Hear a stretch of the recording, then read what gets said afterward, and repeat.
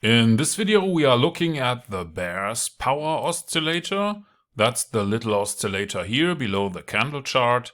So let's find out how to create an expert advisor entry signal for this oscillator. We want to calculate the Bears Power Oscillator and use it to create an entry signal for your trading system. The Bears Power is shown below the candle chart and it creates values that are either above or below zero. To get started, we create a new file called CheckEntry_BearsPower in our directory where the other system files are already stored.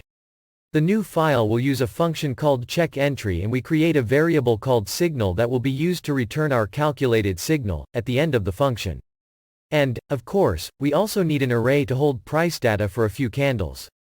Now let's continue and create a definition for our oscillating function. MQL5 offers an integrated function for that called iBearsPower. 3 parameters are required. The first 2 are for the current symbol and period on the chart, the third one is for the calculation period. In our case it is 13. Afterwards we use array set as series to sort our array from the current candle downwards. And now we can fill our array with data by using copy buffer. We do it for the definition that we have created a minute ago and for buffer 0. We want to start with the current candle 0 and copy price data for 3 candles. The result is stored in our price array.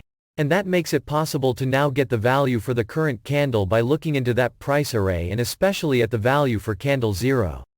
Now we can calculate the buy signal. Whenever the Bears Power value is above 0 we want to use it as a buy signal. So let's assign the word buy to our signal. In the other case, we want to sell whenever the value is below 0. That is when we want to assign the word sell to the signal variable. And now please use the return function to return the calculated value to our main module at the end of the function. That's it for the entry module.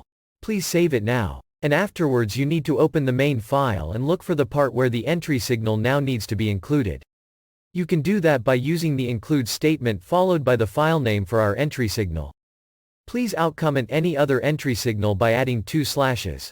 When you are finished, you can press F7 or click the compile button to compile the main module and the entry module you have just created. If everything went well, you should not get any errors. If you do, please check out the error messages and what they mean. On MQL5.com there is a list of those error codes available.